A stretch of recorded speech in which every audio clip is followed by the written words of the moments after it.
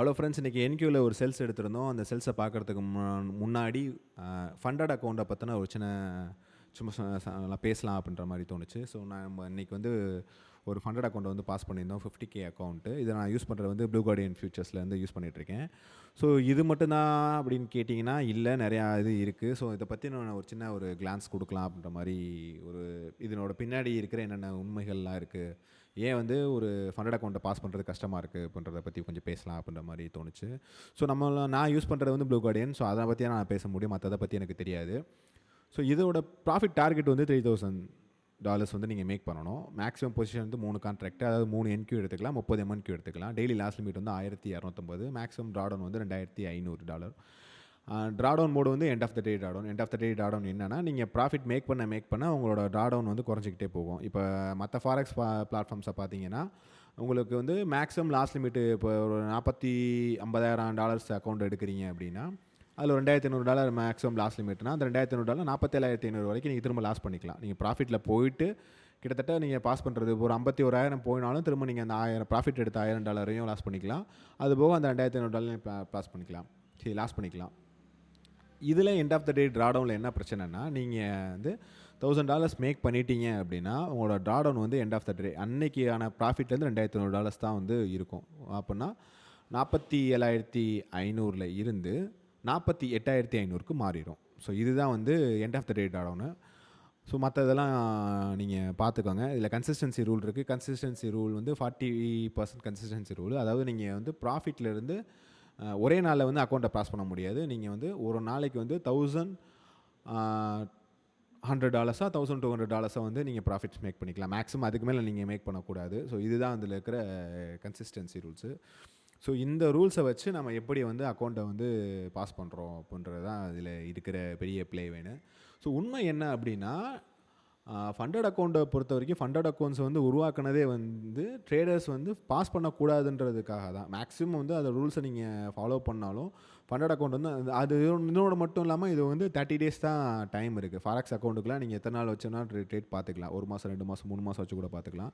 ஆனால் இதில் 30 days தான். 30 daysக்குள்ளே வந்து அக்கௌண்ட்டை நீங்கள் பாஸ் பண்ணல அப்படின்னா திரும்ப நீங்கள் ஆக்டிவேஷன் ஃபீஸ் கட்டி ரெனியூவல் பண்ணுற மாதிரி இருக்கும். அப்படி இல்லைனா புது அக்கௌண்ட் வாங்குற மாதிரி இருக்கும். ஸோ இதுதான் வந்து ஃபியூச்சர்ஸ் அக்கௌண்ட்டில் இருக்கிற ஒரு பெரிய கஷ்டம். ஸோ உங்களுக்கு 30 டேஸில் வந்து ட்ரேடபிள் டேஸ் நியூஸ் எல்லாத்தையும் கால்குலேட் பண்ணிவிட்டு கழிச்சிட்டு பார்த்தீங்கன்னா 15 நாள் தான் இருக்கும். இந்த 15 நாளைக்குள்ளே நீங்கள் வந்து $3000 எடுக்கணும். எவ்வளோ டாலர்ஸ்னால் 50Kல இருந்து கிடையாது. உங்களுக்கு 50Kல வந்து நீங்கள் மேக்ஸிமம் லாஸ் லிமிட்டாக இருக்கிற $2,500 நீங்கள் $3000 மேக் பண்ணணும். அதாவது உங்கள் கையில் $2,500 கொடுத்து அந்த $2,500 நீங்கள் $3000 மேக் பண்ணுங்கள் அப்படின்ற மாதிரி பிளாட்ஃபார்ம் சொல்கிறாங்க. ஸோ நான் முதலே சொன்ன மாதிரி பிளாட்ஃபார்மோட நோக்கமே வந்து நம்ம வந்து பாஸ் ஆகக்கூடாது, நம்ம ஃபெயில் ஆகிற மாதிரி தான் அவங்களோட ரூல்ஸ்லாம் வந்து நம்ம மேக் பண்ணியிருப்பாங்க. ஸோ ஒரு பிளாட்ஃபார்மை வந்து நம்ம கிராக் பண்ணி பே அவுட்டு போகிறது, இல்லை அந்த ஃபண்டடுக்கு போகிறதுன்றது வந்து பெரிய கொஞ்சம் கஷ்டமான விஷயந்தான். ஸோ இதுக்கு முன்னாடி ஒரு 2 அக்கௌண்ட்டை வந்து நான் கிட்டத்தட்ட $2,700 கிட்ட போயிட்டு பாஸ் பண்ண முடியாமல் ஃபெயில் ஆகியிருக்கேன். ஸோ இந்த இதை வந்து நம்ம பாஸ் பண்ணியிருக்கோம். ஸோ நீங்கள் ஃபண்டட் அக்கௌண்ட்டை ட்ரேட் பண்ணுறீங்க அப்படின்னா கரெக்டான ரிஸ்க் ரிவார்டை வச்சு ட்ரேட் பண்ணிங்கன்னா உங்களால் ஈஸியாக பாஸ் பண்ண முடியும். ஸோ நம்ம முதல்ல சொன்ன மாதிரி ஒரு மாதம் தான் நமக்கு டைம் இருக்குது. அந்த ஒரு மாதத்தில் $3000 நீங்கள் மேக் பண்ணணும் அப்படின்னா அந்த $2,500 தான் உங்கள் கையில் இருக்குது. ஸோ நீங்கள் வந்து ஒரு 10 ட்ரேட்ஸாக நீங்கள் அதை பிரிச்சுக்கிட்டு ஒரு இதுக்கு வந்து $250 வந்து ரிஸ்க் வச்சு 10 ட்ரேட்ஸ் எடுக்கிறீங்க. 10 ட்ரேடில் 6 ட்ரேடு உங்களுக்கு வந்து 1:2 போனாலுமே நீங்கள் ப்ராஃபிட்டபுளாக தான் இருப்பீங்க. ஸோ 15 நாள் தான் உங்கள் கையில் இருக்குது. நீங்கள் 15 நாளைக்குள்ளே 1:2 ட்ரேடு வந்து எவ்வளோ நீங்கள் கன்சிஸ்டண்ட்டாக எடுக்கிறீங்கன்றதை பொறுத்து இந்த அக்கௌண்ட்டை நீங்கள் ஈஸியாக கிராக் பண்ண முடியும். ஸோ 1:2ல் உங்களுக்கு ஒரு 6 ட்ரேடு வந்து நல்லபடியாக போச்சுனாலே ஈஸியாக இருக்கும். 10 ட்ரேடில் 6 ட்ரேடு, 10 ட்ரேடில் நீங்கள் 4 ட்ரேடு லாஸ் பண்ணுறீங்க அப்படின்னா ஒரு $1000 லாஸ் பண்ணியிருப்பீங்க. அதே 6 ட்ரேடு நீங்கள் வந்து பாஸ் ஆகிறீங்கன்னா ஒரு $3000. ஸோ உங்களுக்கு வந்து $2000 நீங்கள் ப்ராஃபிட்டில் இருக்கலாம். ஸோ இது வந்து நான் 10 ட்ரேடுக்கு நான் உங்களுக்கு சொல்கிறேன். அப்போ 15 ட்ரேடில் வந்து நீங்கள் ஒரு 8 ட்ரேடோ இல்லை ஒரு 10 ட்ரேடோ பாஸ் பண்ணுறீங்க அப்படின்னா ஈஸியாக பாஸ் பண்ணிடலாம். ஆனால் என்னென்னா உங்களோட ட்ரேடிங் டேஸே வந்து 15 நாள் தான் இருக்கும். ஏன்னா 5 நாள் வந்து மார்க்கெட் சரியான ஃப்ளக்சுவேஷன் கொடுத்துருக்காது, மார்க்கெட்டில் மூவ்மெண்ட்ஸ் அந்தளவுக்கு இருக்காது, ஏதாவது ஒரு பெரிய நியூஸ் இருக்கலாம், இல்லை நியூஸ்க்கு முன்னாடி நாளாக இருக்கலாம், சாட்டர்டே சண்டேஸ் வரும். ஸோ இதெல்லாமே கழிச்சிட்டு பார்த்தீங்கன்னா நீங்கள் ட்ரேட் பண்ணுறதே வந்து கரெக்டான ட்ரேடு கிடைக்கிறதே வந்து உங்களுக்கு வந்து 15 நாள் அந்த அளவுக்கு தான் இருக்கும். ஸோ இந்த 15 நாள் டயத்துக்குள்ளே நீங்கள் இந்த $2,500 வச்சு நீங்கள் $3,000 வந்து மேக் பண்ணுறதுன்றது வந்து கஷ்டமான விஷயம் தான். ஸோ இதனால தான் சொன்னேன், ப்ராஃபார்மோட நோக்கமே வந்து நம்ம பாஸ் ஆகக்கூடாதுன்ற மாதிரி தான் வச்சுருப்பாங்க. ஸோ இதுக்குள்ளே நீங்கள் டேஸ் நெருங்க உங்களுக்கு இப்போ அக்கௌண்ட் எப்படியாவது கிராக் பண்ணணும்னு சொல்லிட்டு நீங்கள் ஓவராக ரிஸ்க் வச்சு ட்ரேட் எடுப்பீங்க. ஸோ நீங்கள் எடுத்த லாஸை வந்து நீங்கள் எடுத்த ப்ராஃபிட்டை வந்து நீங்கள் ஓவர் ரிஸ்க் எடுக்கிறதுனால அந்த ட்ரேடு ஃபெயிலியர் ஆகும் பட்சத்தில் நீங்கள் ஃபெயில் ஆகிறதுக்கு வாய்ப்பு இருக்குது. ஸோ இப்படி தான் வந்து ப்ராஃபார்ம்ஸ் வந்து அவங்க வந்து சம்பாரிச்சிட்டு இருக்காங்க. ஸோ இதை வந்து நம்ம கிராக் பண்ணுறோன்றது வந்து பெரிய விஷயந்தான். ஸோ நீங்களும் அடுத்தடுத்த அக்கௌண்ட்ஸை வந்து கிராக் பண்ணணும். ஸோ அதுக்கு வந்து நீங்கள் ஒரு கன்சிஸ்டண்ட்டாக கரெக்டான ரிஸ்க் ரிவார்டை வச்சு நீங்கள் ட்ரேட் பண்ணுறீங்க பட்சத்தில் இதை நீங்கள் உங்களாலையும் பண்ண முடியும். என்னால் முடியுது அப்படின்னா உங்களாலையும் அதை பண்ண முடியுன்றதை சொல்கிறேன். ஸோ நான் ஒரு சாதாரணமான ஆள், என்னாலே அதை பண்ண முடியுதுன்னா இந்த வீடியோ பார்த்துட்ருக்க நீங்கள்லாம் பெரிய பெரிய அறிவாளிகள், பெரிய பெரிய வேலைகள் பார்த்துட்ருக்கீங்க. ஸோ உங்களாலேயும் இந்த இதை பண்ண முடியுன்றதுக்காக தான் நான் அவ்வளோ நேரம் அதை மூச்சு பிடிச்சி பேசிகிட்டு இருக்கேன். ஸோ இன்றைக்கி வந்து ட்ரேடே வந்து ஏன் வந்து என்ன ட்ரேட் எடுத்தோம் அப்படின்றத நம்ம இப்போ எக்ஸ்பிளைன் பண்ணுவோம். ஸோ நேற்று வந்து ஸ்விங் ட்ரேட் பார்த்த மாதிரி இன்றைக்கி நான் பண்ணலை. இன்றைக்கி நான் 9:30 ஆஃப்டர் 9:30 தான் ட்ரேட் எடுத்திருந்தேன். ஸோ நான் வந்து ஃப்ரெண்டு ஒருத்தர் கேட்டிருந்தாப்புல ஃபஸ்ட்டு ஓப்பன் பண்ணோன்னே சார்ட்டில் நீங்கள் என்னென்னலாம் பார்ப்பீங்க அப்படின்னு. ஸோ நான் ஆர்டிகச் ட்ரேட் பண்ணுறதுனால நான் ஆர்டிகச்லாம் வச்சுருப்பேன், வச்சு ட்ரேடை மார்க் பண்ணுவேன். ஸோ டெய்லி டைம் ஃப்ரேம் வைக்கிறப்ப எனக்கு என்ன நடந்திருக்கு ப்ரீவியஸாக அப்படின்றது தெரியும். ஸோ நேற்று என்ன நடந்துருந்துச்சுன்னா டெய்லி எஃப்இஜிக்குள்ளே போயிட்டு ப்ரைஸு இவ்வளோ பெரிய ரிஜெக்ஷன் கொடுத்து க்ளோஸ் ஆயிருந்துச்சு. ஸோ ப்ரைஸ் வந்து ஒன்று என்ன பண்ணலான்னா ஒரு எஸ்எம்டி மேக் பண்ணிவிட்டு ப்ரைஸ் பை ஆகலாம், அப்படி இல்லைனா இந்த எஃப்இஜியை இன்வெஸ்ட் பண்ணி செல் ஆகலான்ற மாதிரி பார்த்துட்டு இருந்தேன். ஸோ நம்ம ஆர்டிகச் பார்க்குறனால நான் வந்து 1 மினிட்ல போயிட்டு என்னோடய க்ளோசிங் எங்கே இருக்குது அப்படின்ற மாதிரி மார்க் பண்ணுவேன். ஸோ நான் இப்போ இதை ரீசெட் பண்ணிவிட்டு என்னோடய க்ளோசிங் வந்து இங்கே இருக்குது, அந்த க்ளோசிங் ப்ரைஸை மார்க் பண்ணிக்குவேன். ப்ளஸ் இந்த இடத்துல ப்ரீவியஸ் டே லோ இருக்குது, அந்த லோவை மார்க் பண்ணிவிட்டு நான் பார்த்துட்ருக்கப்ப ஆர்டிஹெச்சாக நான் வச்சுருந்தேன். இடிஹெச்சாக வைக்கிறப்ப ப்ரைஸ் வந்து அங்கேருந்து பெரிய ஃபால் ஆஃபில் இருந்து ப்ரீவியஸ் டே லோவையும் எடுத்துருச்சு. க்ளோசிங் ப்ரைஸ்க்கு இதுக்கு சம்மந்தமே இல்லாமல் இவ்வளோ தூரம் கேப்பில் இருந்துச்சு. ப்ரைஸ் 9:30க்கு வந்து இங்கே ஓப்பன் ஆச்சு, இந்த இடத்துல தான் 9:30 ஓப்பன் ஆகுது.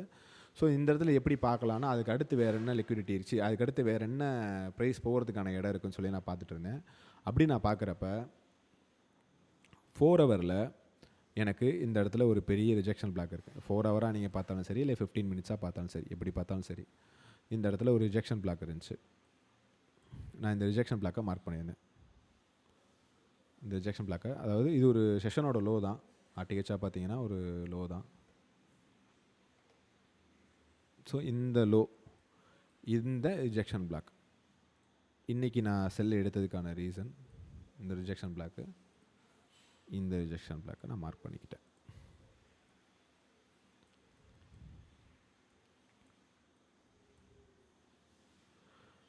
இது டேப் பண்ணிவிட்டு போயிருக்கு. ஆனால் நீங்கள் இது வந்து 4 ஹவராக பார்த்தீங்கன்னா ப்ரைஸ் உங்களுக்கு அதோட எக்ஸாக்டாக 50%லேருந்து உங்களுக்கு போயிருக்கும், சி லெவல்லேருந்து போயிருக்கும் ப்ரைஸு.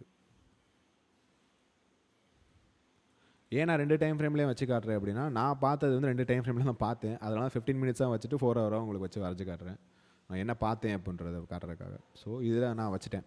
ஏன்னா நம்ம 9:30க்கு அப்புறம் வந்து நம்ம பார்க்க மாட்டோம். நம்ம ஒரு 9 மணிக்கே உட்காந்து சார்ட்டில் என்னென்னலாம் இருக்குது, ப்ரைஸ் எங்கே இருக்குன்றதை பார்க்க ஆரம்பிச்சிடுவோம். அப்படின்றப்போ எனக்கு ப்ரைஸ் வந்து இந்த இடத்துல தான் ட்ரேட் ஆகிட்டு இருந்துச்சு. நான் ஒரு செல்ஸ் பார்த்துட்டு இருந்தேன், 15 மினிட்ஸில் செல்ஸ்லாம் பார்த்துட்டு இருந்தோம் என்ன பண்ணுது அப்படின்னு. ஸோ ஆர்டிஹெச்சில் எனக்கு ப்ரைஸ் வந்து இந்த 2 கேப்புக்குள்ளே ஓப்பன் ஆகிருக்கு. அப்போ ப்ரைஸ் என்ன பண்ணலாம், ஒன்று இங்கேருந்து மேலே பை ஆகலாம், அப்படி இல்லைனா அடுத்து இருக்கிற பிடிஏவாக இருக்கிற இந்த லோ இல்லை இந்த ரிஜெக்ஷன் பிளாக், நம்ம சொன்ன மாதிரி அந்த H4ஓட ரிஜெக்ஷன் பிளாக்கு இல்லை இந்த லோ ஏதாவது ஒரு இடத்துக்கு போகலாம் அப்படின்ற மாதிரி பார்த்துட்டு இருந்தேன். இப்போ இப்படி பார்த்துட்டு இருக்கப்போ எனக்கு 1 மினிட்டில்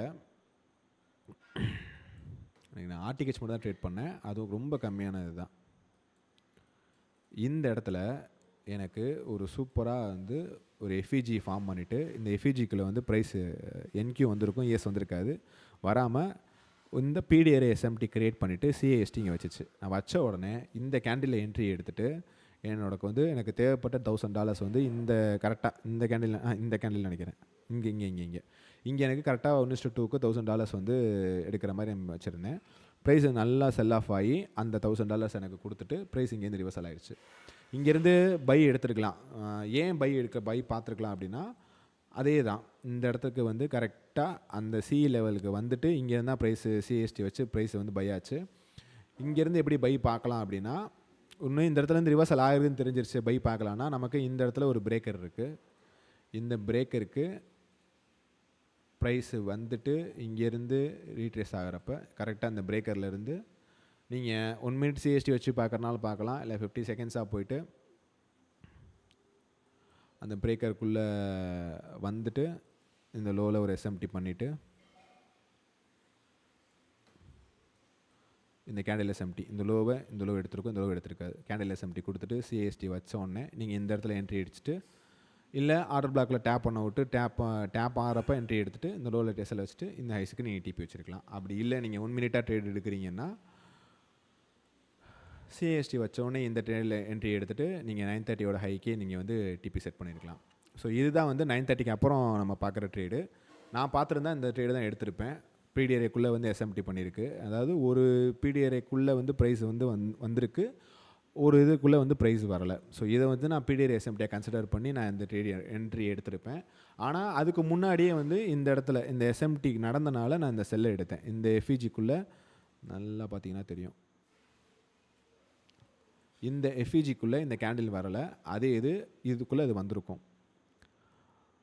ஸோ தட் நான் இந்த ட்ரேடை வந்து இங்கே எடுத்து இந்த இடத்துல எனக்கு $1000 கிடச்சனால இந்த இடத்துல நான் வந்து ட்ரேடை க்ளோஸ் பண்ணிக்கிட்டேன். எனக்கு தேவையானது $1000 தான், அதனால் அதுக்கு மேலே எடுக்கக்கூடாதுல்ல. அது மட்டும் இல்லாமல் இன்றைக்கி $1000 எடுத்து அக்கௌண்ட் பாஸ் ஆகிடும்ன்றனால அந்த $1000 ட்ரேடை முடிச்சுக்கிட்டேன். ஸோ இதுதான் வந்து இன்றைக்கான ட்ரேடு பிரேக் டவுன். இது நீங்கள் இடிஹெச்சாக எடுக்கிறனாலும் நீங்கள் இடிஹெச்சாக செல் எடுத்துருக்கலாம்.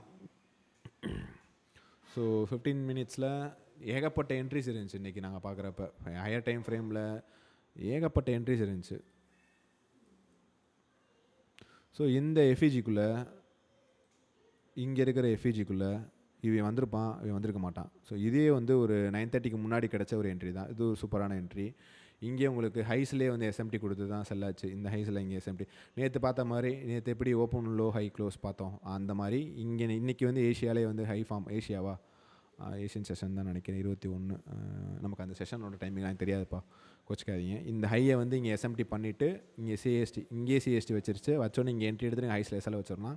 ஏன் அப்படின்னா இது உங்களுக்கு ஒரு ஹையர் டைம் ஃப்ரேமில் ஒரு பிடிஆர்ஏக்குள்ளே ப்ரைஸ் வந்து போயிட்டு வந்திருக்கு. H4ஓட எஃப்இஜிக்குள்ளே ப்ரைஸ் போயிருக்கு, இங்கே ஹையில் எஸ்எம்டி பண்ணுது. எஸ்எம்டி பண்ண ஹையிலேருந்து நீங்கள் 15 மினிட்ஸாக ட்ரேட் பண்ணுறீங்களாம் எடுத்துகிட்டு இந்த லோவில் டிபி வச்சிருக்கலாம். ஸோ நேற்று நடந்த அதே ப்ரைஸ் ஆக்ஷன் தான் இங்கே என்ன நடந்துச்சோ அதே தான் இன்றைக்கும் இங்கேயும் நடந்திருக்கு. ஸோ நான் இந்த ட்ரேடை நான் இங்கே பார்க்கல, கொஞ்சம் வேலையாக இருந்தனால பார்க்க முடியல. இந்த ட்ரேடை எடுக்கணுன்ற ஐடியாவும் இல்லை, நம்ம 9:30க்கு அப்புறம் பார்த்துக்கலான்ட்டு. அதனால் 9:30க்கு பார்த்து இந்த ட்ரேட் எடுத்தோம். ஸோ பை நீங்கள் எடுக்கிறீங்கன்னா இந்த இடத்துலேருந்து பை எடுத்துருக்கலாம். செல்லுக்கு 9:30க்கு செல்லுக்கு ஓஜி செல்லு இங்கேருந்து எடுத்துருக்கலாம். இது ஒரு சூப்பரான பையும் கூட. ப்ரைஸ் திரும்ப இந்த இன்வெஸ்ட்க்கு வந்திருக்கும், இந்த இன்வெஸ்ட்க்கு வந்திருக்கும், இங்கே இன்வெஸ்ட்க்கு வந்திருக்காது. வராமல் இங்கே நெக்கில் எஸ்எம்டி கொடுத்து சிஎஸ்டி வச்சோடனே நீங்கள் இங்கே ஒரு எஸ்எம்டி இருக்குது, இந்த லோ இங்கே எடுத்துருக்கு, இங்கே எடுக்கலை. 1 மினிட்டாக போனீங்கன்னா இந்த இடத்துல இன்னொரு என்ட்ரி கிடச்சிருக்கும், சூப்பரான என்ட்ரி.